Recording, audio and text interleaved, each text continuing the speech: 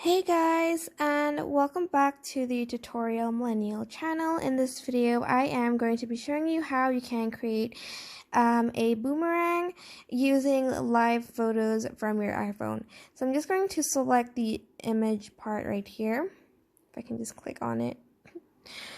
And these are just all my live photos. As you can see, they have this boomerang sort of button there, and I'm just going to click one of them. And to boomerang this picture, I can either choose the boomerang picture or I can just tap on it for a bit and it turns into a boomerang. Right here, as you can see. You can also choose classic, slow-mo, echo, or duo.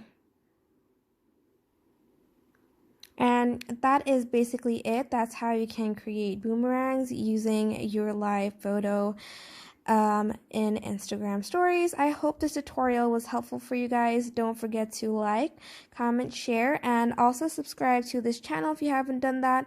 If you have any questions, just leave it in the comment section down below, and I will try my best to answer them all. Thank you so much for watching. Bye!